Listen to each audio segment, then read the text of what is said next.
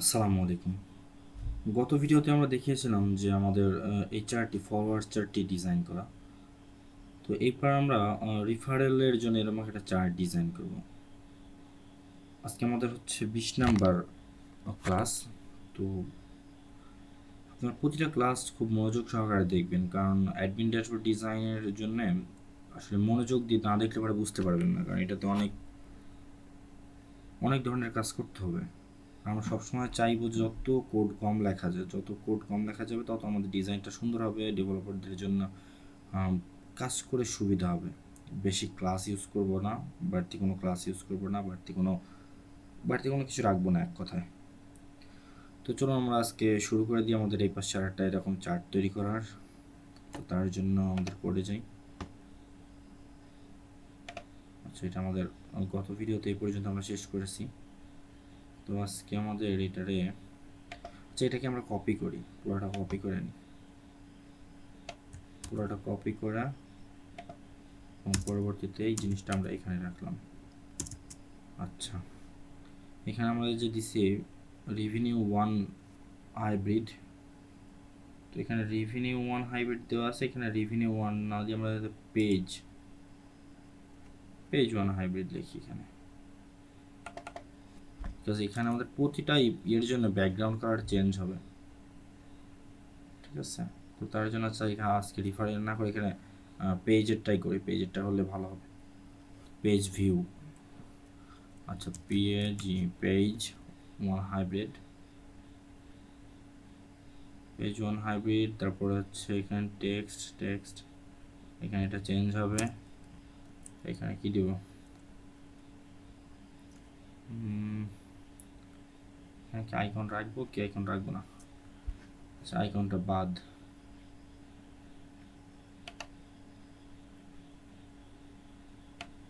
আইকনটা বাদ, আইকন লাগবে না।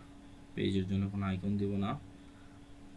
আচ্ছা, আইকন না দিলে তো ডাব্লিউ হোয়াইট এসএম চার টেক্সটের ভেতরে এখানে কি দিব, পেজ ভিউ। আচ্ছা, নিচে পেজ ভিউ থাকবে।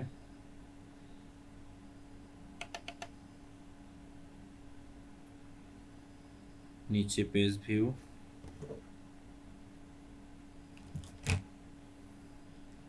পেজ ভিউটা নিচে রাখবো না উপরে রাখবো, জাস্ট মিনিট। আচ্ছা, এখানে লিখি উপরে এই পেজ ভিউ লেখাটা।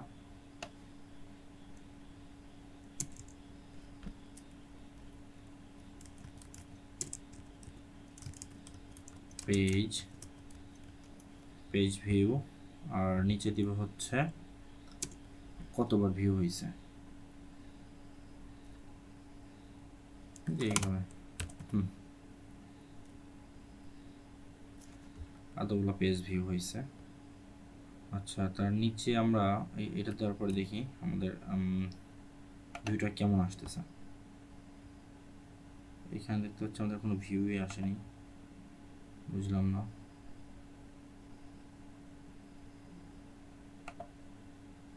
রিলোড করি,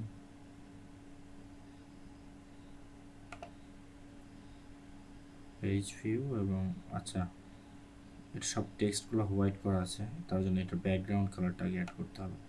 এটা ব্যাকগ্রাউন্ডে ধরি এবং এখানে নিয়ে রাখি পেজ ভিউ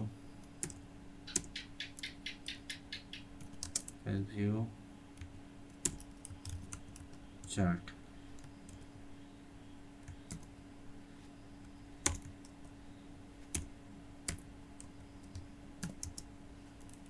ব্যাকগ্রাউন্ড গ্রেডিয়েন্ট এইটাই রাখি, এটা রেখে শুধু আমরা কালারটা চেঞ্জ করব। বাড়তি সময় নষ্ট করে তো লাভ নাই অযথা। কি কালার দিব,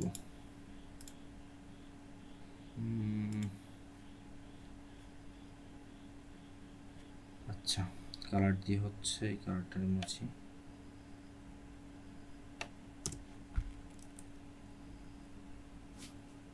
টু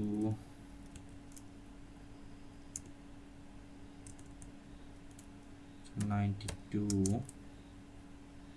26.195 প্রথমে দেবে RGB কালার এবং পরটা দেবো হচ্ছে RGB, দুটোই RGB কালার ইউজ করি। আচ্ছা 126.6/95% 100%। তো দেখি এই কালারটা কেমন আসে। আচ্ছা সুন্দর কালার আসছে।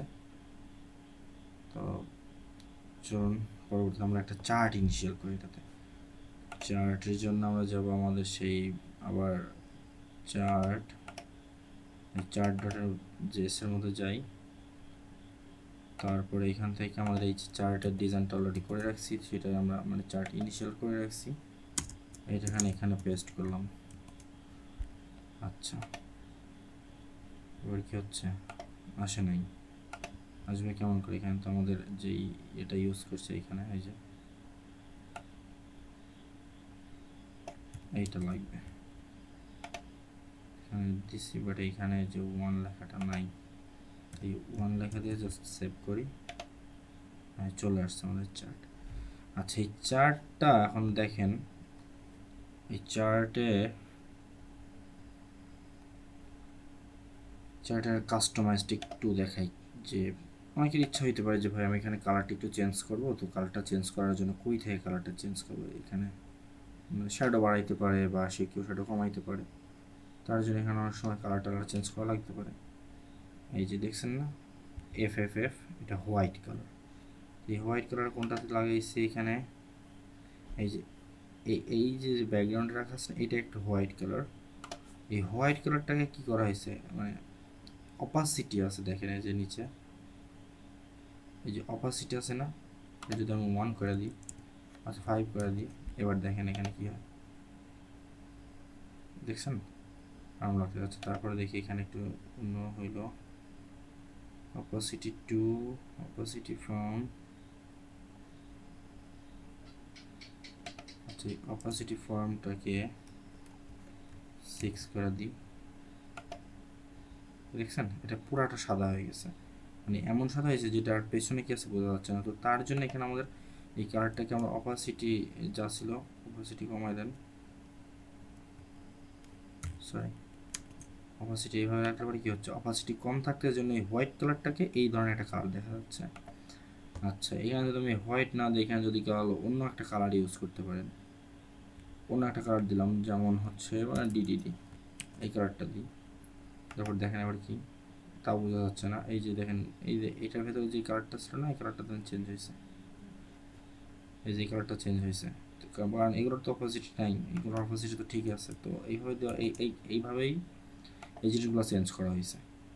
এই যে এটার ভেতরে একটু আগে দেখা যাচ্ছিল একটা এরকম পয়েন্ট ছিল, বাট এখন দেখা যাচ্ছে না, কারণ এর ব্যাকগ্রাউন্ডে যে কালারটা আছে আর আমার পয়েন্টটাকে সেই একই কালারেই রাখছি, তার জন্য আমাদের দেখা যাচ্ছে না।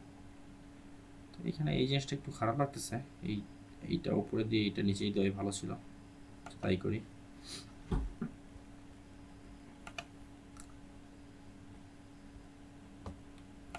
এইখানে আমাদের পেজ ভিউ লেখাটাকে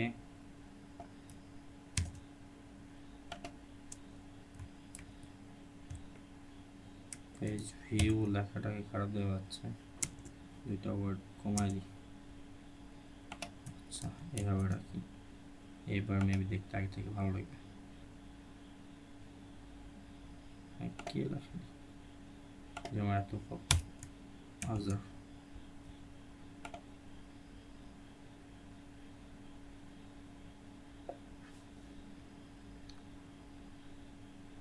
মোটামুটি এখন একটা সুন্দর লাগতেছে এটা। এই যে এই অ্যানালাইজটা যেমন এইটাতে বড় বড় উঁচা লম্বা কম বেশি দেখা যাচ্ছে, এই কম বেশিটা কীভাবে করবেন? এই কম বেশি করার জন্য এই যে এখানে দেখেন আরও ইয়ে আছে, এই যে এগুলোকে কমানো বাড়ানো। আচ্ছা পরেরটাতে আমরা মানে একটা নিয়ে আসবো, পরে আমরা কমানো বাড়ানো করে দেখাবো আপনাদের কীভাবে এটা কমানো বাড়ানো করতে হয়। তো আজকে এই পর্যন্তই, সবাইকে অসংখ্য ধন্যবাদ আমাদের সাথে থাকার জন্য, এবং পরবর্তী ভিডিও দেখার আমন্ত্রণ রইল। আমাদের চ্যানেলটি সাবস্ক্রাইব করবেন এবং আমাদের পাশে থাকবেন। প্রত্যেকটা ভিডিওর সোর্স কোড আমাদের ব্লগে দেওয়া থাকবে, সেখান থেকে আমাদের সোর্স কোডটি কালেক্ট করবেন। আর ভিডিও কেমন লাগতেছে আমাদেরকে অবশ্যই কমেন্ট করে জানাবেন। যদি আমাদের কোথাও ভুল হয় বা কোথাও কোনো কিছু চেঞ্জ করতে হয় আমাদের অবশ্যই জানাবেন যে ভাই এটা এভাবে না করে এভাবে করেন, আমাদের বোঝার সুবিধা হবে বা আমরাও আপনাদের মনে কেমন চাচ্ছে সেটা বুঝতে পারবো এবং সেই অনুযায়ী আমরা আরও ভিডিও বানাবো। অবশ্যই কমেন্ট করবেন, কমেন্ট করে আমাদের জানাবেন। সবাইকে অসংখ্য ধন্যবাদ। আল্লাহ হাফিজ।